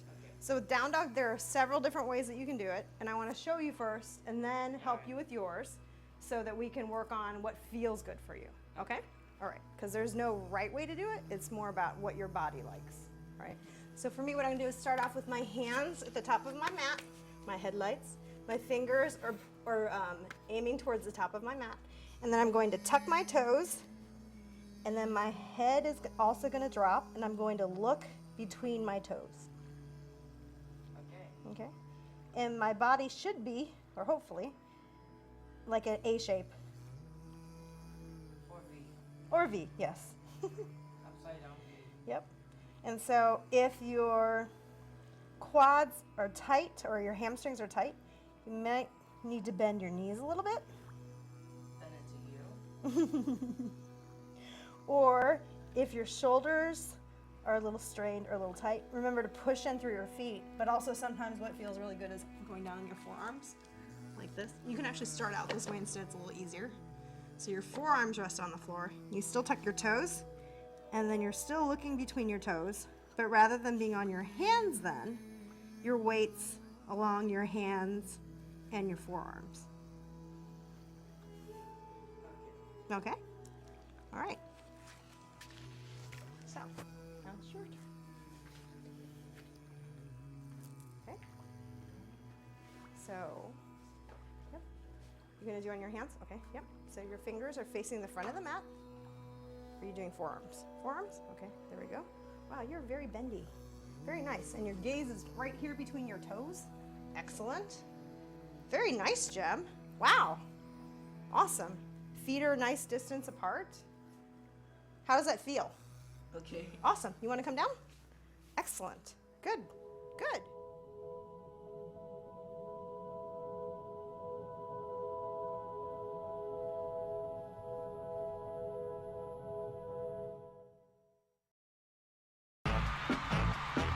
You say howdy, we say hi. Let's get rowdy, let's get wild. Let's get wild. Let's get wild. Let's get wild. Let's get wild. Hey, welcome back to Autism Live. We heard you. Everybody wants macaroni and cheese. Yeah, but we're going to make it allergy free. But here's what's the crazy part of this macaroni and cheese. It's actually healthy. And it tastes good. Yeah, it tastes really good. That's the most important part. So we're going to start. We got our water boiling. There's so many variations on the pasta. We're using today a corn pasta. We can verify with the manufacturer that we have a GMO-free product. So let's go ahead and put that in there. Ooh, and if you don't mind, stir that up for me, my friend. Now it's sticking a little bit to the bottom. Yeah. Is that okay? We maybe add a little more high heat oil and spread that around again. One thing you gotta know about gluten-free pasta, if you overcook this, it becomes mush. Let's move this guy over to the other burner so you can see what I'm doing. And now we're gonna start with the old macaroni and cheese sauce. What's great is there's a lot of choices for, you know, different soups. And the way that I look at soups, and again, please follow the recipe on your screen right now. I don't like to measure very often.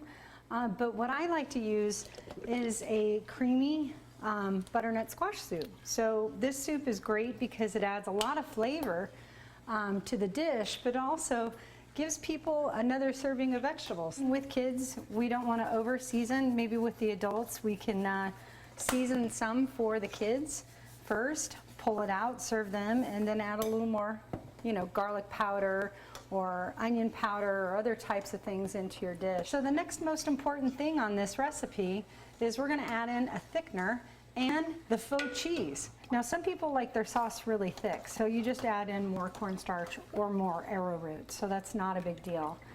How's that doing? You think it's ready? I think it's done. Okay, so why don't we switch? I'll take that, you do that. Okay. And I'm going to strain this bad boy here. Here, let me turn that off. Okay. Or we're going to cause trouble again. Trouble in Lisa's kitchen. Yeah, no! That's another show. Don't, yeah, right? So I'm going to go ahead and get this all strained.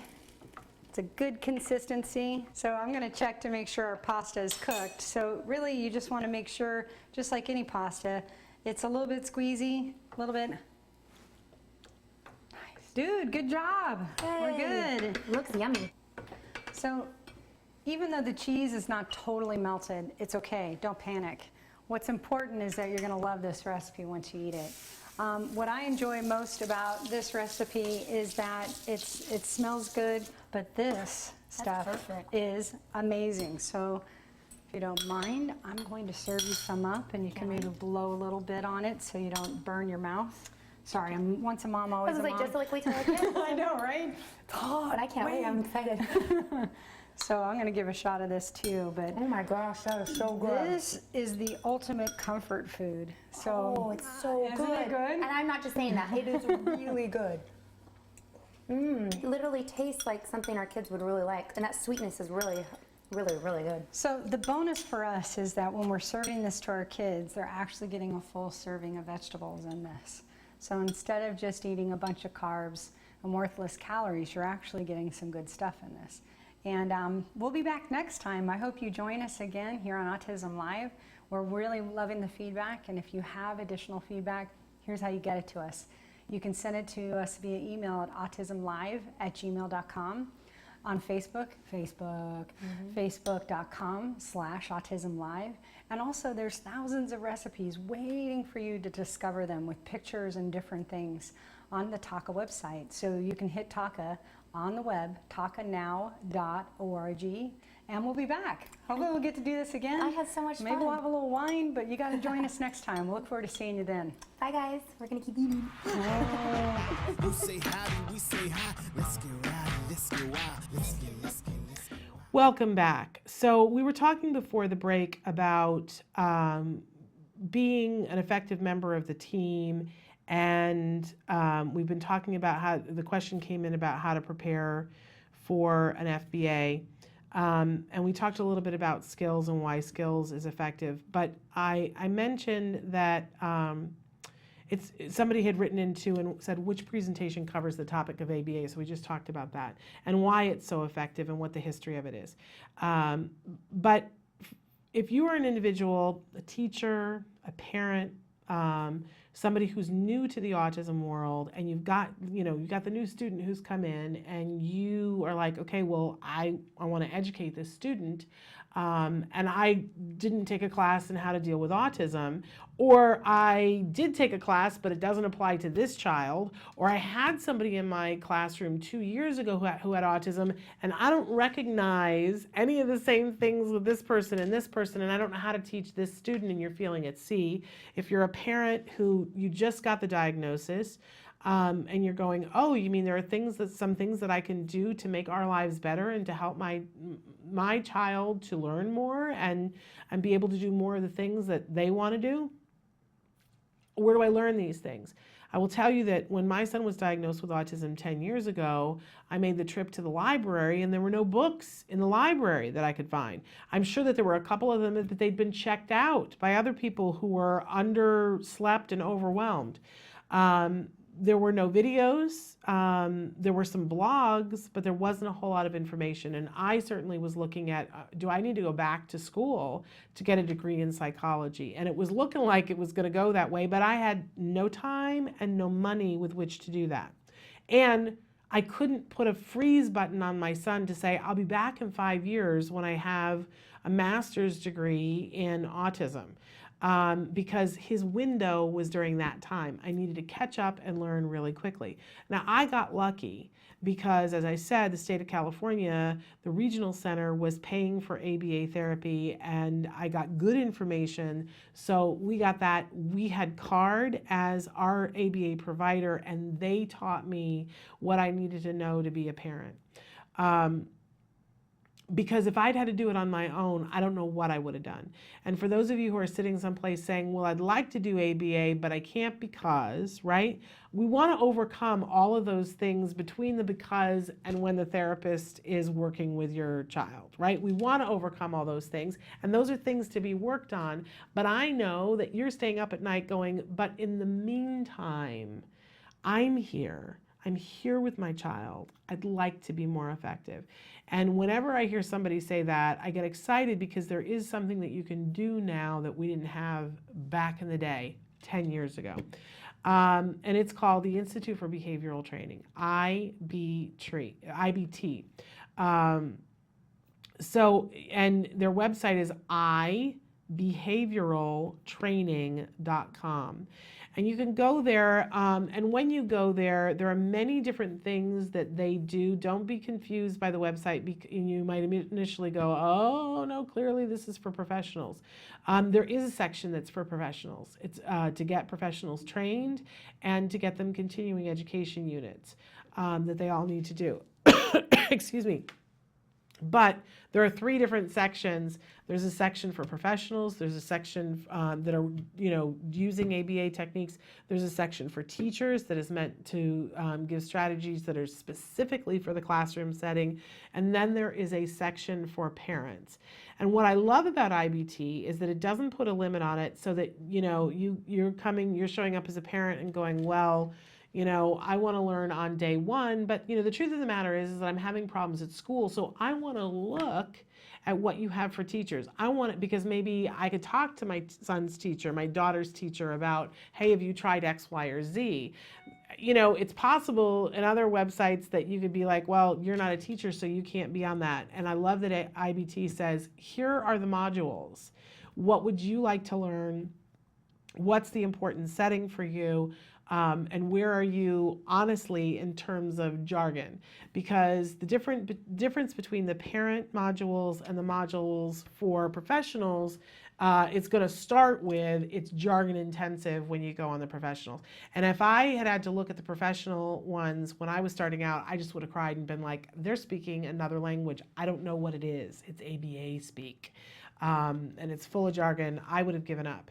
But I think if you go to the parent section and they list topics of different videos, things that you can learn, the great thing is, and they add more to them all the time, there's even a module now for babysitters, so that if you're having babysitters come to your house and you're always like, I don't know how to prepare and train babysitters, there's a module for babysitters. And the average price for the different videos is like $7 to $10. There are some that are more expensive because they're lengthier, but I don't think there's anything that's more than $25 on the site.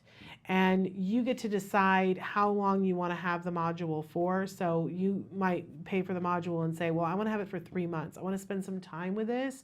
It's a 2-hour-long module. I'm going to watch it. I'm going to watch it a couple of times. I'm going to make my husband watch it. My mother-in-law is going to watch it. I'm going to have, the person who comes over to babysit my child watch it. I'm going to share it with my son's teacher. And the truth of the matter is that you can do that. You've paid for it for however long. You can pay for it for 3 months. You can pay for it for 6 months. Take a look at, what they have to offer. It's very, very flexible and very cost effective. And so many different topics. You really can go in there and just learn the thing that you want to learn. I really recommend for parents who've just been diagnosed to go in and do the one on compliance. Like, if you want to start someplace, go in and do the one on compliance. Just learn all about compliance, about what you need to do to get your child to want to learn.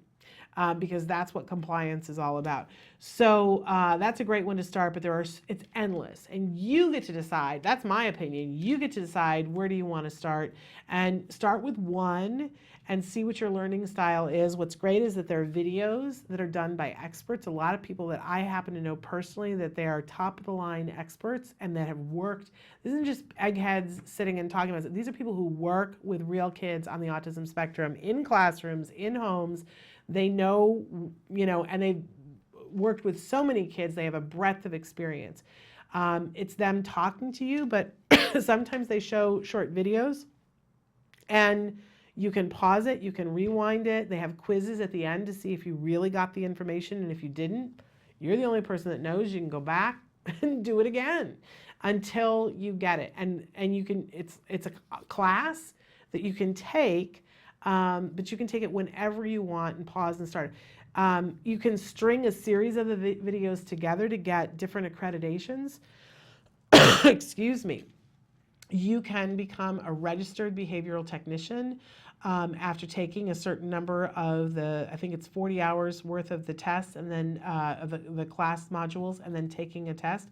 So it not only can help you to work with your child, but it can get you a designation so that if you want to make a career in this and you want to go work with other children, you've got the first stepping stone towards being able to do that. There are other certifications. There's the BCAT, which you take a bunch of the different lessons and then take a test, and then there are a certain number of hours that you have to do, actually with children where you're supervised. All the way, there's so many different things. I don't know all of them, but the IBT people can tell you, and you'll see it on the website. But the thing is that imagine that there was a university that you could attend whenever it was convenient for you, and that you could dial up what the class was. And that's what IBT is. So if you need to take class at 2 o'clock in the morning because that's the only time you have, you can do it. If you need to learn things in a different order because your child is hitting their head on the kitchen floor, you can do that. If you need to educate somebody who's on your team about something specific, you have the ability to do that. So that's ibehavioraltraining.com. Once you have all those skills, then you're ready to teach. You really are ready to teach, and every moment is a teaching opportunity. If you need a curriculum to follow, we talked earlier about the teacher who wanted to know, can remedial teachers get help here? And I said, yes, and Skills is great for that. Once you know how the techniques and how to teach and be effective, and that's what IBT will do, Skills has an entire curriculum. It has an assessment that you can take to know where the individual is right now, what their skill deficits are, and then it will tell you which lessons to teach. And you will know how to teach them because you learned that on IBT. You can do it however you want. It's available to you. They're tools in your toolbox that we didn't have 5 years ago. This is very exciting, very cost-effective, thrilling. I hope that you'll take advantage with that. We are going to take a short break, and then we're going to be back to close out the show. Don't forget, tomorrow, Dr. Doreen Granpichet is answering your questions, and Nancy Allspot-Jackson will be back with us. Stick with us.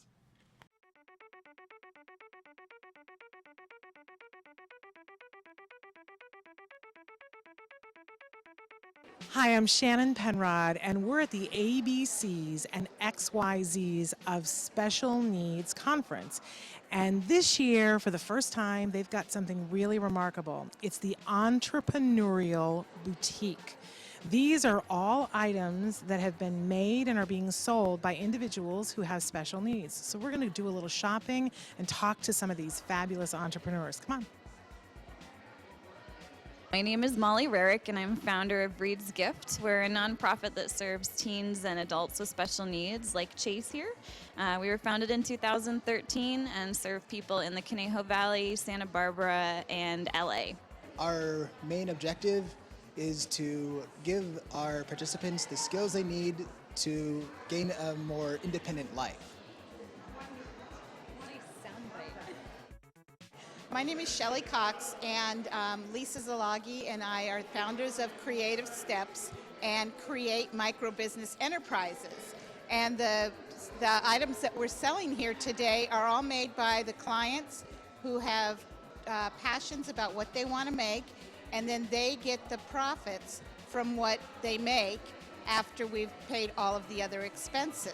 We are here today because my goal is to be independent, and also I would like to share all my artwork, and I would like to sell.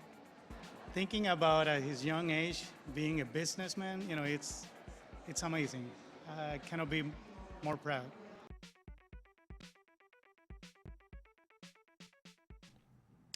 Welcome back to Autism Live. I want to talk a little bit about what we have going on the rest of the week because there's some really exciting stuff happening here this week.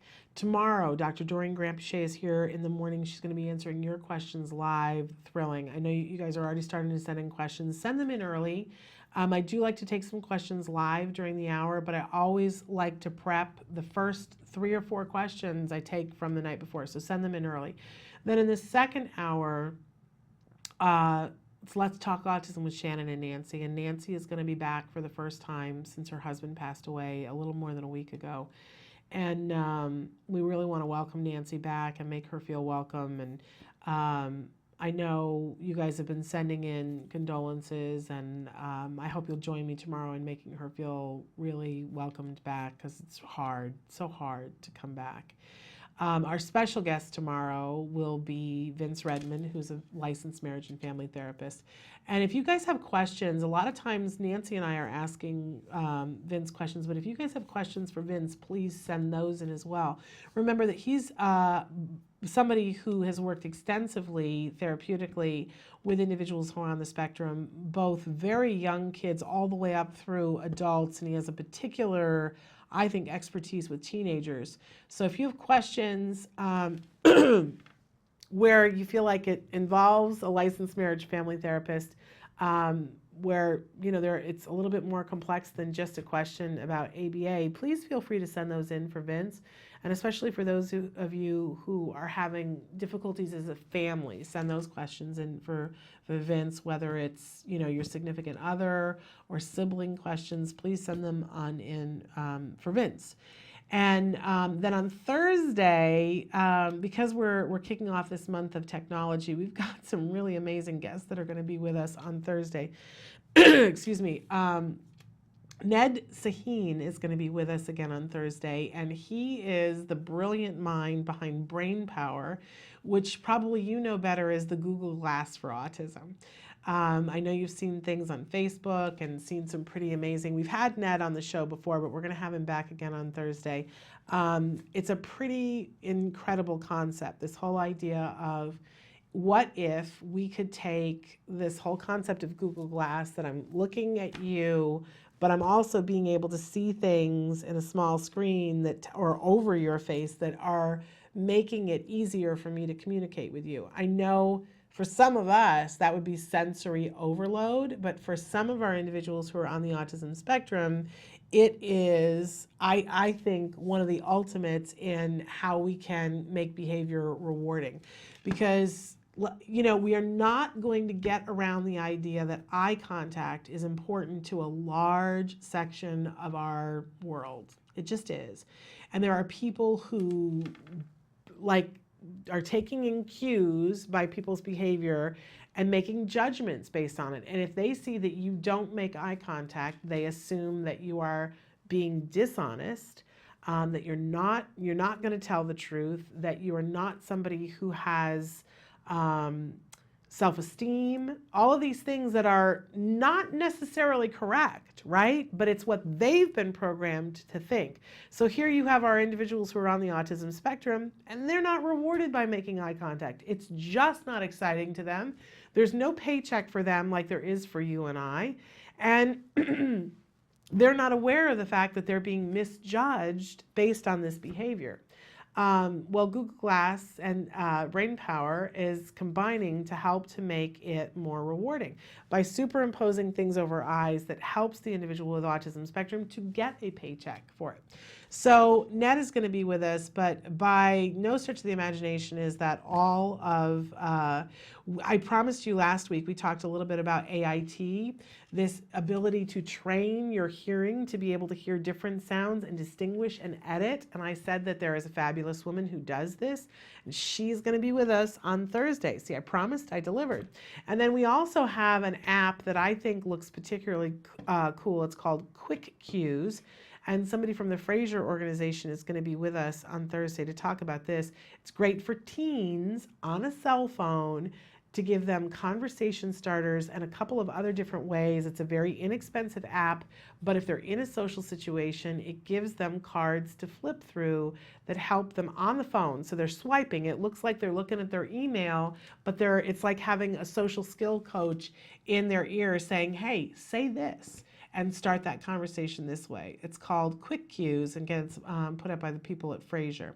So they're going to be with us on Thursday as well. So we're going to end this week really strong with a lot of technology. And as I said, all this month, we're going to be looking at ways that we can pair technology to get to the good stuff. So if you've got an app that's helping you, I want to hear about it. Or if you've got an app that you're using with somebody who's on the autism spectrum, let us know. So all of that happening this week and this month. Don't forget your questions for Dr. Graham Pichet. We wish all of you a happy Groundhog Day, especially those of you in Wisconsin having 11 inches of snow. We're out of time, but we'll see you tomorrow. Until then, please give your kiddos a hug from me and one for you as well. Bye-bye for now.